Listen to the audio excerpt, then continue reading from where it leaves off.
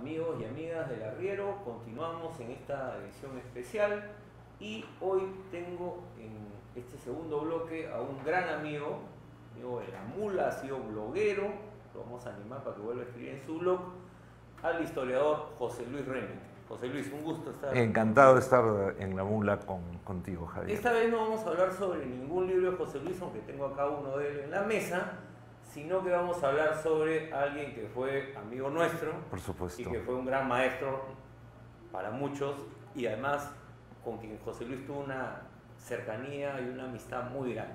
Estoy refiriéndome a Julio Kotler, que falleció hace solo unos días, y José Luis está acá un poco, ha estado para acompañar, digamos, a Julio en su despedida. José Luis,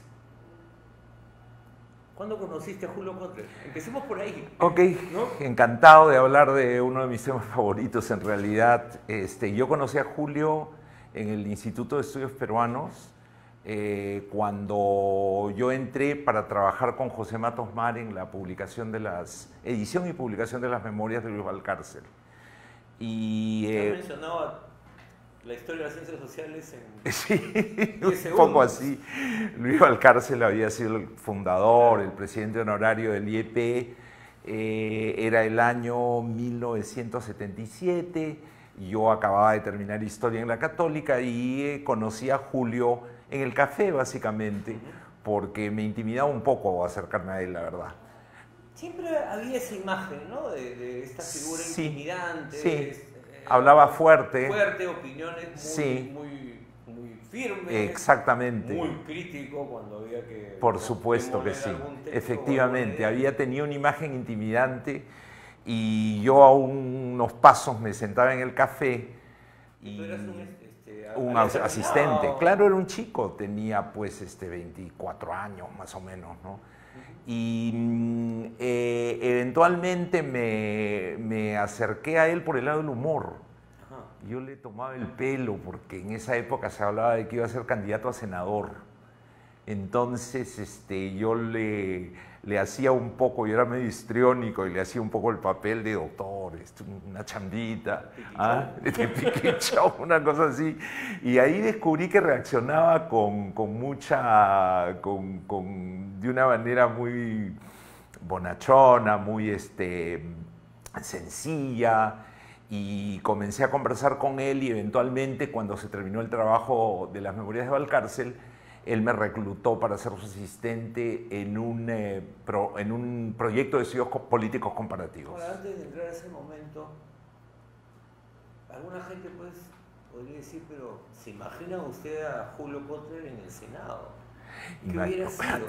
Porque la idea la tuvo, ¿no? O sea, sí, la claro. broma tenía algún sustento. Es que hay que ponerlo en contexto, ¿no? Habían ocurrido las elecciones de la Constituyente, la izquierda, aunque dividida, había obtenido una votación importante y bueno, para nosotros la última memoria de gente de mi edad, digo, de elecciones presidenciales es el 63. Claro, o sea, cuando eran chicos. Éramos chicos, por supuesto, ¿no? Yo tenía 10 años. Entonces, una manera de encarar esto, que no era la mayoritaria, por supuesto, era que había que convocar personalidades democráticas, como decía en esa época, y llevarlas como los representantes de la izquierda, ¿no? Para otros eso no funcionaba, lo que había que hacer era promover líderes populares, y fue de esa tráfago de ideas que salió lo que salió, ¿no? Entonces a Julio se le mencionaba mucho. Pero él no tenía interés definitivamente, pero era, yo recuerdo que lo fascinaba mucho, ¿no? Ahora, tú trabajaste con José Matos Mar, exacto, que era una personalidad, hemos Así hablado es. sobre él, y Sí. pasaste a trabajar con Julio Kotler, que era otra personalidad, otro estilo. Mira, Javier, yo tengo un recuerdo extraordinario en perspectiva, ¿no? Yo había hablado muchas veces con Julio, pero la primera vez que entré a su oficina para hablar del trabajo, me dijo algo inolvidable, ¿no? Me dijo, en primer lugar, déjame decirte que yo no clientelizo a nadie. Así de claro. Así de claro, ¿no? Y la referencia era, para los que conocíamos el medio de esa época, era bastante clara, ¿no? Él tenía una modalidad de trabajo, una manera de ser, un estilo personal muy franco. Él lo que quería era no solamente tener un asistente eficaz, eficiente, sino que era un educador, era un formador, y eso era lo más extraordinario de todo, ¿no? Varios de sus asistentes a lo largo de varias décadas, ¿no? O gente que trabajó con él, Martín Tanaka, Rodrigo Barnechea, que es de la última generación, todos ponen, el mismo Ricardo Cuenca, que es el actual director del IP, todos ponen énfasis en esta idea de que Kotler no quiso tener discípulos. Así es. ¿No? Quería pares. Sí, efectivamente, pero además hay varias cosas que hay que decirlas con una mezcla de informalidad y de transparencia, ¿no? Kotler tenía grandes dificultades para escribir. Ajá. Y parece que tenía que entrar un poco en trance para escribir. No es fácil escribir. No, para nadie. Por supuesto, Tú estoy hablando evidentemente en términos comparativos, ¿no? Y él lo decía y lo completa. Entonces, se pasaba tiempo discutiendo, mirando, reelaborando ideas en conversaciones, y de repente aparecía con un texto y con ojos de desvelo, ¿no? O sea, parece que en su casa se encerraba y armaba sus textos, que eran textos pero redondos, completos, con un estilo machacador, incitante, y te retaba, ¿no? Te retaba mucho, te desafiaba, ¿no? Y te escuchaba, por supuesto, pero yo recuerdo cosas como, por ejemplo, en este texto no hay una presencia de lo regional. Entonces te decía, pero dime por qué importa lo regional. ¿Qué ha sido lo regional en la historia del Perú? ¿No? De terratenientes frustrados, ¿a dónde están las clases medias que son las que...? Y venía este tipo de discurso que él tenía, que te paseaba por el mundo. Claro. Y te dejaba, pues, un poco sabiendo que necesitabas una perspectiva mucho más amplia para poder discutir con él. Tú hiciste una presentación en el seminario que se hizo de homenaje a Julio, además en el marco de los 40 años de Clases, Estado y Nación, ¿no? Que es un clásico, ¿no? Efectivamente. Y creo que tú fuiste el único que puso, digamos, como el ojo en lo que él dice en la introducción, ¿no? Dice, claro, este trabajo está hecho para encontrar un camino para dejar de ser forastero en este país, ¿no? Así es. Y ahí tú recorriste la historia, digamos, un poco la vida de Julio, que finalmente era un peruano, nacido en el Perú, pero migrante a la vez, ¿no? Por supuesto. Esta trama, digamos, ¿cómo la vivió él? Mira, retrospectivamente, en esta relectura que hice para el evento que tú mencionas, de Clases, Estado y Nación, encontré algunos temas que a mí se me habían pasado por alto, que yo había pasado por alto, mejor dicho. Por ejemplo, el profundo contenido moral del libro, ¿no? Cómo es el inicio del libro, es una búsqueda de explicación de conductas contradictorias en la sociedad peruana plenamente observables.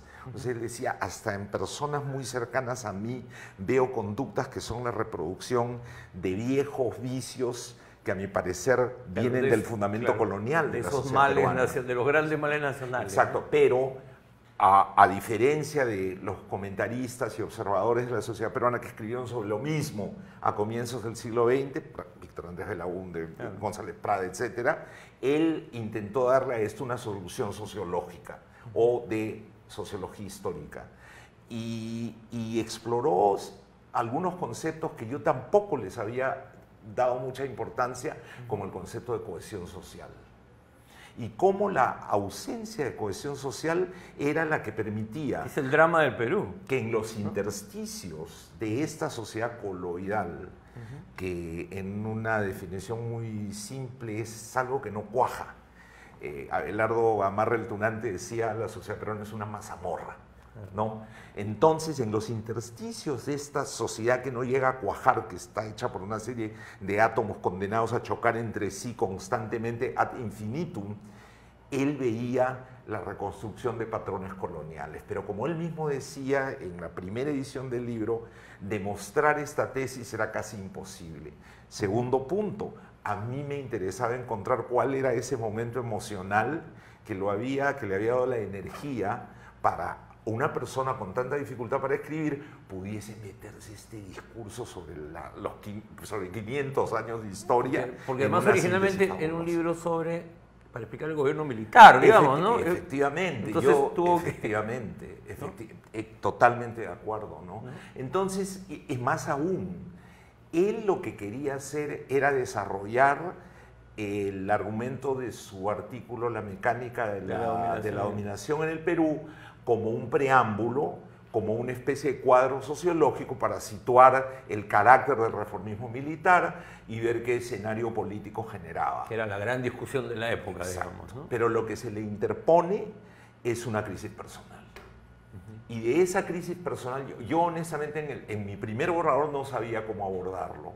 Afortunadamente, 2 o 3 días después de este evento, y como una especie de conciencia tácita entre 2 amigos que dialogaron por tantos años, se dio esta conversación que posiblemente, y que lo fue la última, ¿no?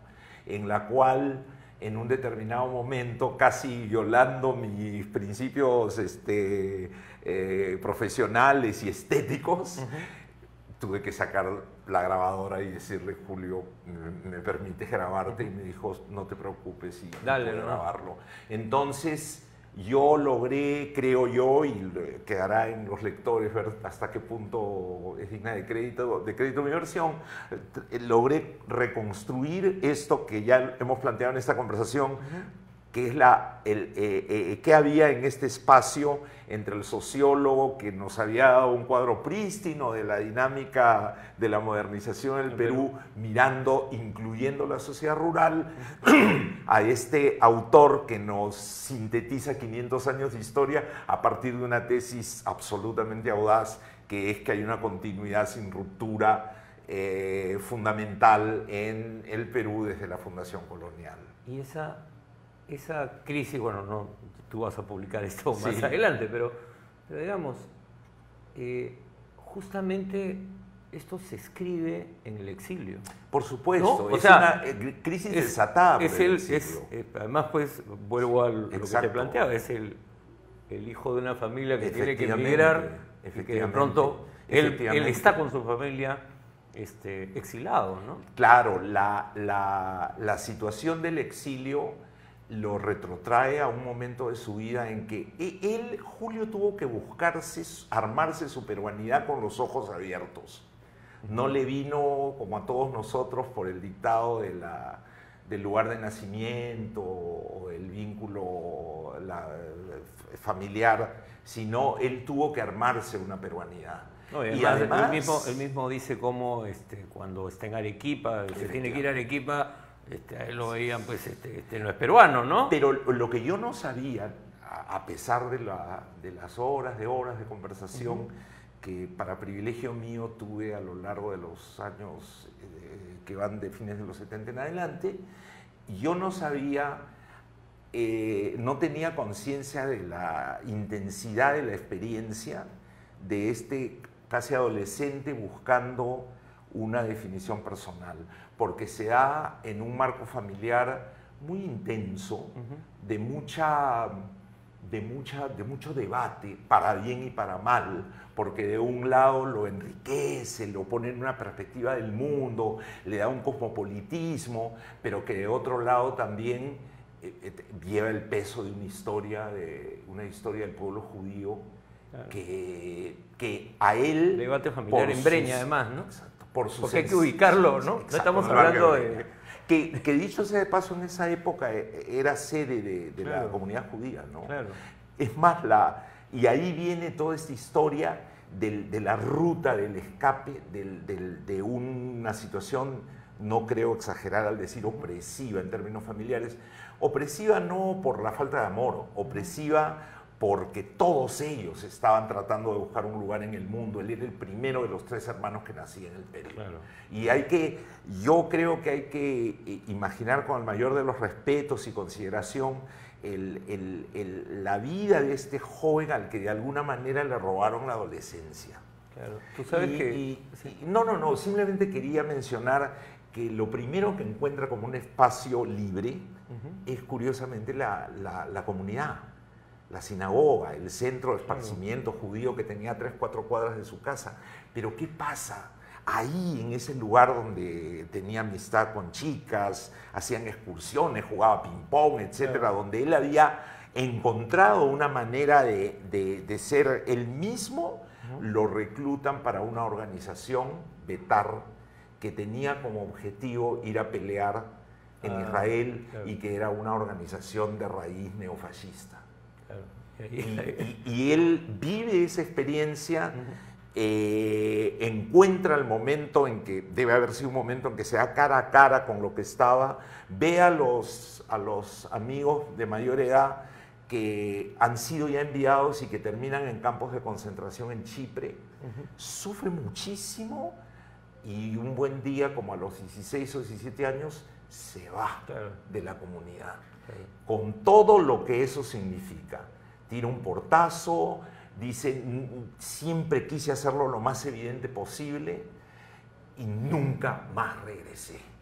Y estamos hablando... Y ahí empieza un viaje. Claro, que además es un viaje que se da en plena dictadura de Odría, ¿no? Exactamente. Porque empieza la dictadura de Odría. Tú sabes que yo recuerdo una conversación con Julio, menos de 2 años, en la que él me decía, un día me detienen, me llevan a la prefectura, a la comisaría, sabe Dios, y el oficial, al preguntarle el nombre, y él le dice Kotler, Dolber, ¿no?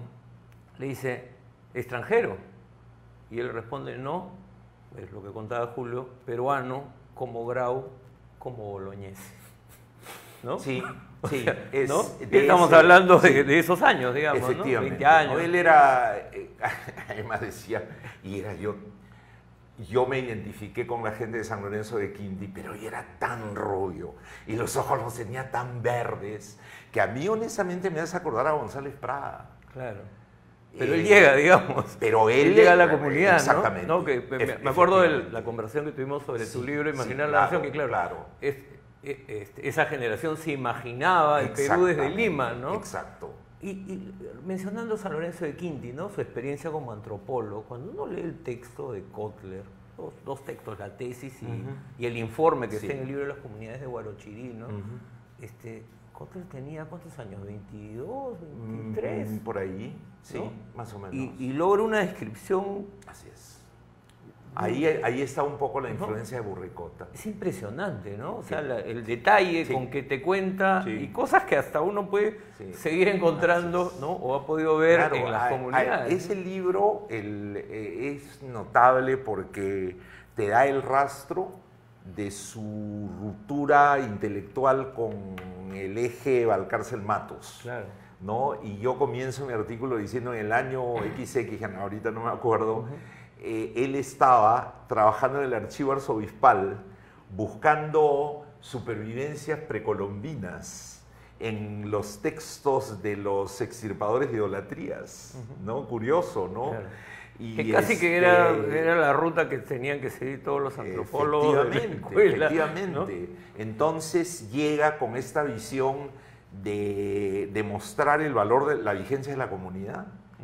Y él replantea las cosas, ¿no? Empieza a hablar de la propiedad, empieza a hablar del mercado, empieza a hablar de actitudes hacia la modernidad, que es un poco la hebra que él va a seguir ya con otros marcos teóricos, etcétera, y que lo va a llevar hasta su texto de la mecánica. Claro, y por eso era tan crítico a estas imágenes bucólicas, edulcoradas, románticas, bueno, ¿no? Efectivamente, porque lo que quería porque era la complejidad, o sea, que es creo que algo él siempre mostró en sus textos, ¿no? O sea, las cosas son complejas. Así es. ¿No? Así sea una comunidad pequeña, acá en las alturas de Huarochirí. Ahora, la otra cosa también que a mí me parece fascinante es cómo primero que todavía en el año 76, 77, que escribía Clases de Estado-Nación, llevara a cuestas el problema de la definición personal cuando ya era un tipo reconocido, sus textos se leían en la universidad, etcétera, cómo el exilio le saca el rescoldo, ¿no?, de esa pugna que todavía no había terminado de resolver. Claro. Y en segundo lugar, me parece fascinante también cómo trata de abrazar la peruanidad sin perder su élan cosmopolita. Claro. Porque sabía que ahí residía su posibilidad de mirar al Perú desde adentro y desde afuera. Claro. Que creo que fue lo que hace de Clases de Estado y Nación un libro notable que se siga leyendo con beneficio para el lector 40 años después. Ahora, una cosa que me decía hace años, ya no estoy hablando de hace mucho tiempo, Pepe Coronel en Ayacucho. Ya. José Coronel, un antropólogo muy reconocido, trabajó en la Comisión de la Verdad, me decía, tú no sabes lo que significaba para nosotros cada documento o separata o texto que publicaba en ese momento el IEP. Por supuesto. Kotler, Fuenzalida, Enrique Mayer. Rochabrún, ¿no? decía que era, o sea, la catedral de las ciencias sociales. Claro. Fue un momento de ebullición de las ciencias sociales peruanas. Por supuesto. ¿no? Y hasta antes lo que había eran los 7 ensayos y novelas. Que la novela era todavía la forma de indagación de la realidad social. Ahora, esto obviamente cambia con el tiempo. Julio se convierte además del autor de Clases de Estado y Nación en una voz pública. Claro, claro. Y ese personaje crece y en los años 90, durante la dictadura de Fujimori, crece aún más. Y claro, hay unos que dicen, bueno, Kotler no era ni izquierda ni derecha. A mí esa definición no me gusta mucho, sí, pues, ¿no? Porque termina como que no estaba ni aquí ni allá. Pero era un hombre con posiciones, con un liberalismo democrático muy firme, ¿no? Sí. Y que no ceja en esta pelea y en esta opción por hablar cuando un montón de gente simplemente se cayó, se puso de costado, se dedicó a hacer consultorías, ¿no? Así es. ¿Por qué esa opción? ¿Cuál es tu lectura de eso? Porque tú has hecho el recorrido y lo has acompañado en muchas de estas discusiones. Bueno, a mí me parece que es precisamente esa indignación moral y esa sensación de que su segunda partida de nacimiento había sido la introducción a Clases de Estado y Nación, y lo relaciono con lo que me dijo la primera vez que entré a trabajar con él, de vivir como hablaba, ¿no? Y hay... que es un drama que es, por en el favor, mundo, ¿no? O de sea, las academias.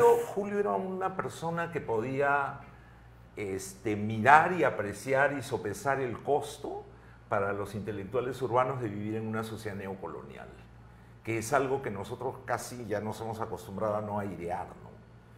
Y él lo podía, o sea, en mis reencuentros con él que tenían lugar o en Nueva York o en Lima, era usualmente un tema de conversación. ¿En qué punto estaba eso? ¿Cuál era el pulso de esa conexión? Y cómo era de difícil sobreponerse a ese dilema interno para seguir mirando las cosas, para seguir discutiendo sobre el Perú y agarrando carne, ¿no?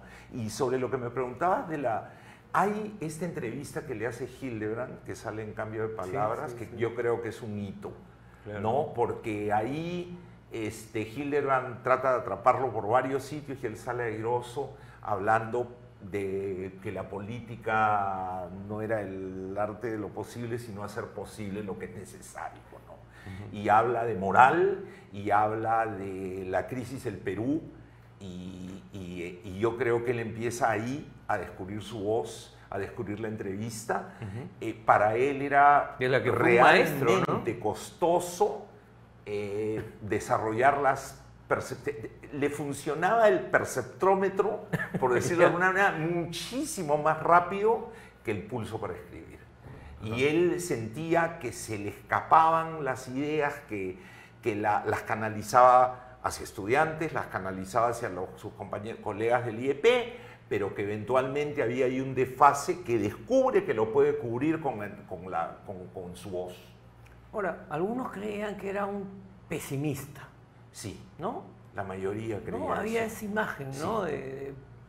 Cuando, claro, uno dice, bueno, uno mira el Perú, uno lee las descripciones que él hace de algunos personajes políticos y, bueno, no sé si era pesimismo o un sentido de la realidad, o sea, un cable a tierra muy claro, ¿no? Sí, como dice Vergara en su columna en El Comercio, escaneaba el auditorio y mientras unos dicen lo que la gente quiere oír, él decía lo que la gente no quería oír, ¿no? Claro, pero en una lógica de, no de un ejercicio de yo soy el que sabe, ¿no? Pero, sino vamos a debatir, porque sí, acá hay claro, que debatir. Claro, ¿no? pero además, su gran preocupación, uno, si se tuviese que hacer una síntesis de su trajinar, una de sus grandes obsesiones era revelar aquello irresuelto, aquello complicado de la sociedad peruana en una dimensión muy dialéctica, no solamente lo que la realidad es, sino los problemas que tenemos nosotros para capturar esa realidad.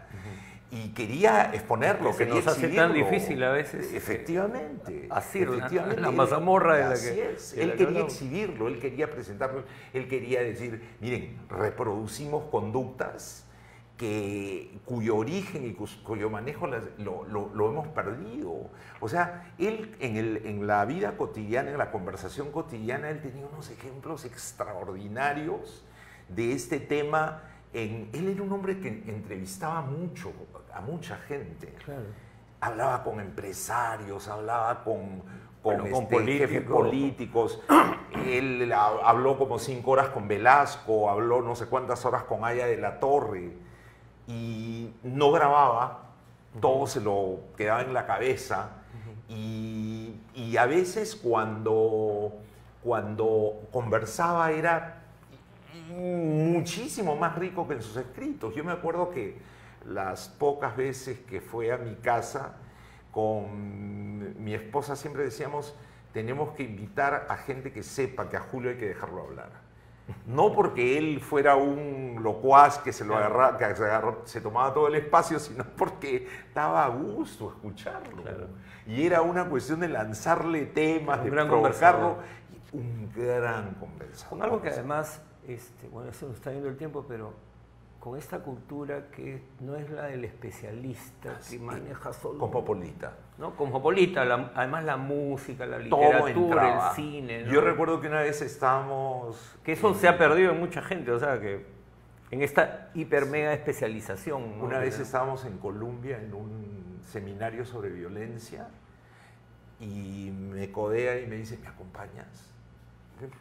Vamos, salimos y me dice, hay una exhibición de acuarelas de Egon, no me acuerdo su apellido, Egon, no me acuerdo. Un taxi y estábamos como limpiándonos, Claro. ¿no? De sendero, la agresión.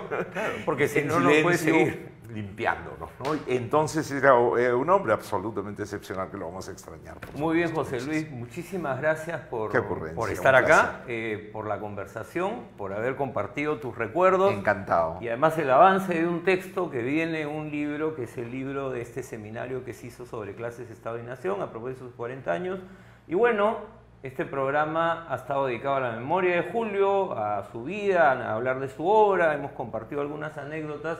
Y además yo quiero desde acá mandarle un saludo a todos los amigos y amigas del IEPE y a la familia de Julio, a Leonor, a sus hijos, a Pablo, Elena, Andrés y Angelina, que son grandes amigos y que espero que puedan ver luego, ¿no? En algún momento esta conversación de dos personas Saludo que de mi parte apreciamos y que hicimos tanto a Julio. Por Nos supuesto. vemos, amigos. Hasta luego.